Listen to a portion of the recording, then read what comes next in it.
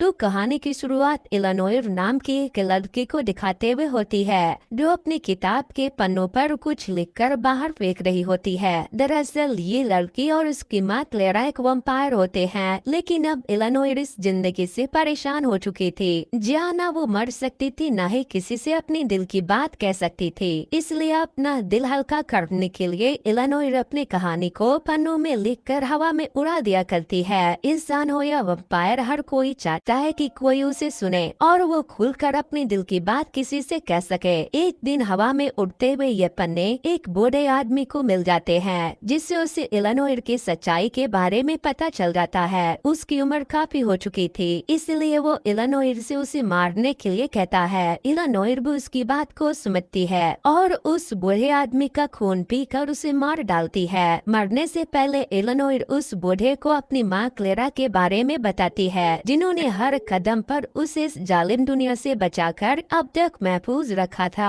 लेकिन जिंदगी सिर्फ प्यार या केयर करने से नहीं चलती, इसलिए अपना घर चलाने के लिए क्लेरा एक बार में डांस गर्ल का काम करती है। जब इलानोर ये सारी बातें बता रही थी तो उसी समय हम बैकग्राउंड में उसकी माँ क्लेरा को एक बार में डांस करते हुए देखते हैं। तभी अचानक हम सूट पहने हुए एक आदमी को क्लेरा का फोटो लेकर उसके बारे में पूछताछ करते हुए देखते हैं। जैसे ही क्लेरा उसे देखती है वो बाहर से भागना चालू कर देती है। एक अच्छी खासी रन चेस के बाद फाइनली वो आदमी उसे पकड़ ही लेता है और उसे इलानोर के पास ले चलने की धमकी देता है, मरता क्या ना करता। इसलिए क्लेरा उसे अपने साथ अपने घर ले आती है। यहाँ हमें लगता है कि मानो क्लेरा उसके साथ कोऑपरेट कर रही है, लेकिन ऐसा नहीं था। ये सब तो क्लेरा की एक चाल थी। बातों बातों में मौका मिलते ही क्लेरा उस आदमी को बड़ी बेरहमी से गला काट कर मार डालती है। अब कौन है ये आदमी और क्यों वो इन दोनों माँ बेटी के पीछे पड़ा है, ये तो हमें कहानी में आगे पता चलेगा। इसके कुछ ही समय बाद इलानोर अपने घर वापस आकर अपनी माँ को खून में सना हुआ देखकर माजरा समझ जाती है। आगे वो लोग पकड़े न जाए, इसलिए क्लेरा उस आदमी के बॉडी के साथ उस घर को आग लगाकर अपनी बेटी के साथ वहाँ से घर छोड़कर चली जाती है। दोनों माँ बेटी आगे अपने रहने के लिए समुद्र किनारे बेस एक छोटे से गांव के पास जाते हैं। उस गांव में आते ही इलानोर को कुछ याद आने लगता है। उसे ऐसा लगता है कि मानो वो पहले भी यहाँ आ चुकी है। इलानोर को ऐसा क्यों लगता है, ये हम कहानी में जल्द ही आगे जानेंगे। गांव के अंदर क्लेरा इलानोर को गांव घूमने का कहकर अपने काम पर निकल जाती है, क्योंकि अभी उन्हें रहने के लिए एक जगह की सख्त जरूरत होती है। अकेली इलानोर जाकर एक होटल में पियानो बजाने लगती है, जिसकी आवाज सुनकर उसी होटल में काम करने वाला फ्रैंक नाम का एक बंदा पूरी तरह उस पर फिदा हो जाता है। लेकिन इलानोर खुद को जानती है कि वो कभी भी अपने पास आने वाले लोगों के लिए खतरा बन सकती है, इसलिए इलानोर जल्द से जल्द वहाँ से निकल जाती है। इसके बाद हम क्लेरा को देखते हैं, जो मौका मिलते ही अपना प्रोस्टिट्यूशन का काम चालू कर देती है। तभी एक बंदा जिसका इसी टाउन में बिजेंटियम नाम का एक होटल होता है, उसके सामने फूट फूट कर रोने लगता है। सही मौका हाथ लगते ही क्लेरा उसे शांत करती है और ऐसा दिखाती है मानो वो उसे पसंद करती है और बातों ही बातों में उसे उसके होटल में रुकने का पूछ लेती है। जल्द ही क्लेरा इलानोर को उसे अपनी छोटी बहन बताकर इंट्रोड्यूस करवाती है और उस आदमी के साथ उसके होटल में रुकने के लिए चली जाती है। यहाँ हम इलानोर के पास्ट को देखते हैं। इलानोर शुरुआत से एक नॉर्मल ह्यूमन ही थी, लेकिन फिर उसे एक वम्पायर बना दिया गया। मगर जब वो सिर्फ 16 साल की थी तब एक आदमी ने उसका रेप कर दिया था।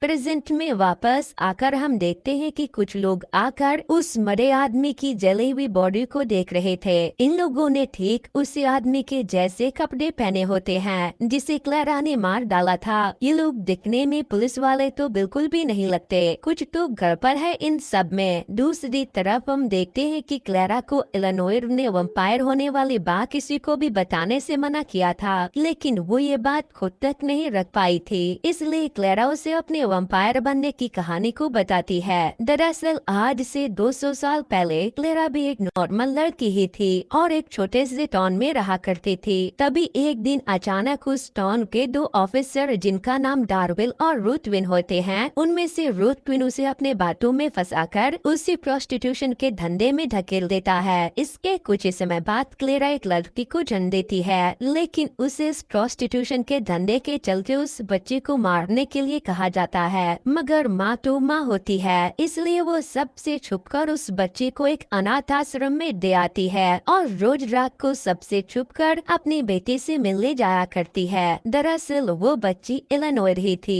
और वो अनाथ आश्रम उसी गांव में है जिसमें वो रुके हुए हैं, इसलिए इलिनोर को ये जगह जानी पहचानी लगती है। प्रेजेंट में वापस आकर हम देखते हैं कि एक सुबह बाहर घूमते हुए इलिनोर की फ्रैंक की बाइसाइकिल से टक्कर हो जाती है। इलिनोर उसे घर ले जाकर छोड़ देती है, जहाँ से फ्रैंक के पेरेंट्स उसे हॉस्पिटल ले जाते हैं। दूसरी तरफ क्लेरा लोगों को मारकर उनका खून पी रही थी। ये बात इलिनोर को बिल्कुल भी अच्छी नहीं लगती, इसलिए आए दिन माँ बेटी में झगड़ा होता रहता है। अगले दिन इलिनोर फ्रैंक से मिलने उसके हॉस्पिटल जाती है, जहाँ पहले तो वो उसे मारने का सोचती है, लेकिन जल्द ही वो ये प्लान ड्रॉप कर देती है। तभी फ्रैंक की मॉम आकर उसे बताती है कि फ्रैंक को ब्लड कैंसर है, इसलिए खून बहना बंद ही नहीं हो रहा था। यहाँ हम जान पाते हैं कि इलिनोर सिर्फ बूढ़े और बीमार लोगों का ही खून पीती है, क्योंकि वो मासूम लोगों की जिंदगी को नहीं छीनना चाहती। और इन दोनों माँ बेटी में यही सबसे बड़ा अंतर है, इसलिए हॉस्पिटल से जाते वक्त वो एक बूढ़े बीमार औरत का खून पी लेती है, क्योंकि जीने के लिए उसे ऐसा करना ही पड़ता है। जल्द ही इलिनोर उस कॉलेज को ज्वाइन कर लेती है जिसमें फ्रैंक पढ़ता था।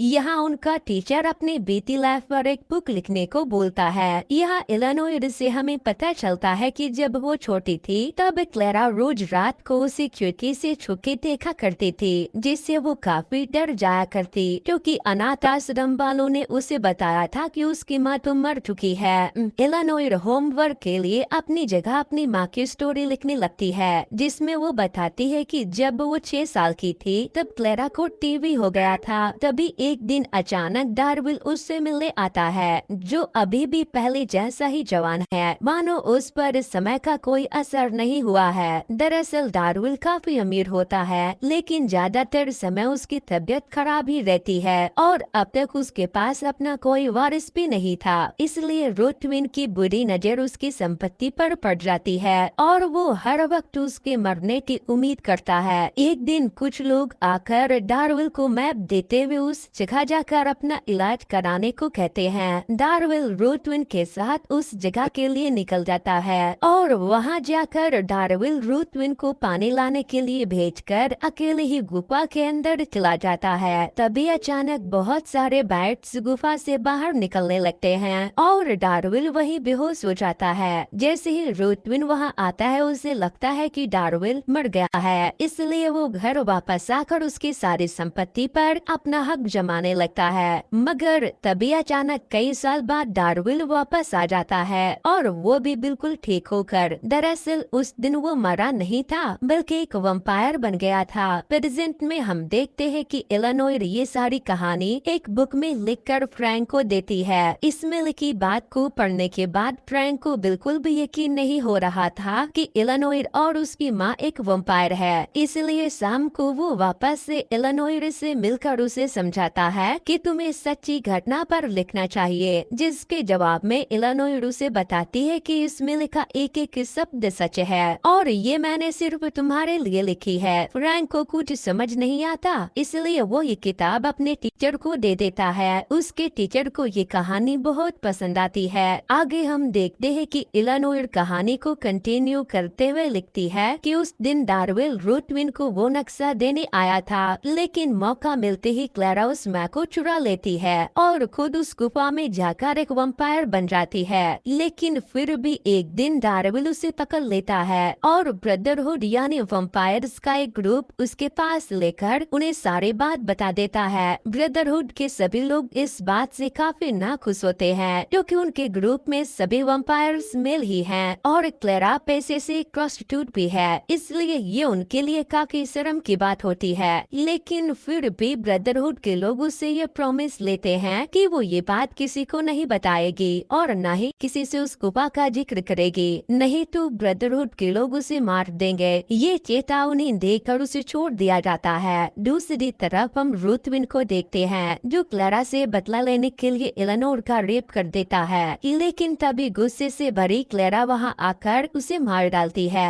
इलिनोर की हालत बहुत ज्यादा खराब हो जाती है, इसलिए क्लेरा उसे अपने साथ उसी गुफा में ले जाकर उसे भी वम्पायर बना देती है। अपनी बेटी से वम्पायर वाली बात शेयर करते ही वो ब्रदरहुड के साथ अपना प्रॉमिस तोड़ देती है और इसलिए शुरुआत में दिखाया गया बंदा जिसे क्लेरा ने मार डाला था वो इनके पीछे पड़ा हुआ था। यहाँ प्रेजेंट में हम देखते हैं कि इलिनोर फ्रैंक से काफी नाराज होती है क्योंकि अब उसकी वजह से कई लोग उनके बारे में जान चुके थे। पहले तो इलिनोर उसे मारने का सोचती है लेकिन वो ऐसा नहीं कर पाती क्योंकि कहीं न कहीं अब वो भी उसे पसंद करने लगी थी, इसलिए अब वो उसे एक वैम्पायर बनाने का सोचती है क्योंकि वैसे भी वो ब्लड कैंसर से मरने ही वाला था। आज फ्रैंक का जन्मदिन है इसलिए वो अपना बर्थडे सेलिब्रेशन के लिए इलिनोर को इनवाइट करता है। इलिनोर गिफ्ट के रूप में उसे वही मैप देती है जिससे उस वैम्पायर बनने की गुफा तक पहुंचा जा सकता था।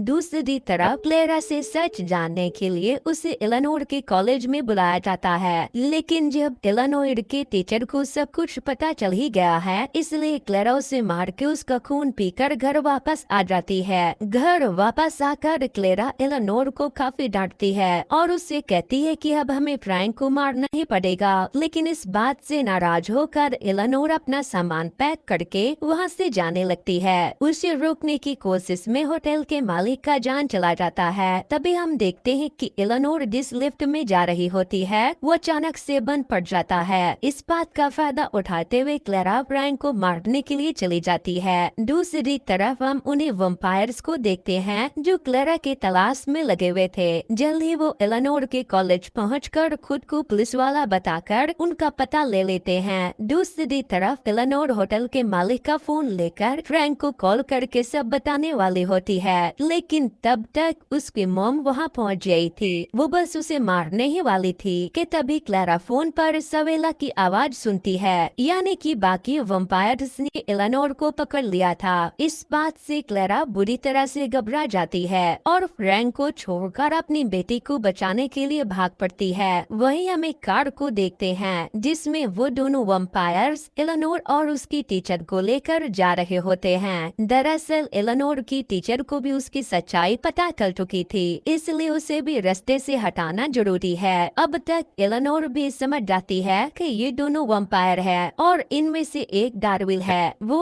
अभी तक जवान बना हुआ है। खैर थोड़ी ही देर में क्लेरा आकर उनकी गाड़ी पर हमला करके सामने के शीशे को तोड़ देती है, लेकिन अचानक कार से उसका हाथ टूटने की वजह से वो दूर जाकर गिर जाती है। इसी मौके का फायदा उठाते हुए सवेला उस पर गाड़ी चढ़ाने की कोशिश करता है, लेकिन मौका मिलते ही क्लेरा साइड में छुप जाती है। गाड़ी से बाहर निकलने से पहले सवेला इलिनोर के टीचर को मार डालता है और दोनों वैम्पायर क्लेरा को ढूंढने लगते हैं, लेकिन एट लास्ट वो लोग क्लेरा को पकड़ ही लेते हैं। सवेला वापस जाकर अपनी कार से बैजांटिन की बनी एक तलवार को लेकर आता है। ये कोई आम तलवार नहीं थी, इस तलवार को खास वैम्पायर को मारने के लिए बनाया गया था। खैर वो ये तलवार डार्विल को देकर क्लेरा को मारने के लिए कहता है। उसका ऑर्डर फॉलो करते हुए डार्विल क्लेरा का गला काटने का नाटक करके सवेला का ही गला काट देता है। जी हाँ, डार्विल अब क्लेरा को पसंद करने लगा था, इसलिए अब वो अपने प्यार को नहीं खोना चाहता है। इसके कुछ समय बाद हम देखते हैं कि इलिनोर फ्रैंक को उसी गुफा में ले जाकर एक वैम्पायर बना देती है और चारों लोग मिलकर वहाँ से भाग निकलते हैं क्योंकि इन्हें पता था कि ब्रदरहुड के लोग इनका पीछा कभी नहीं छोड़ेंगे। खैर इसी के साथ हमारी आज की कहानी खत्म होती है।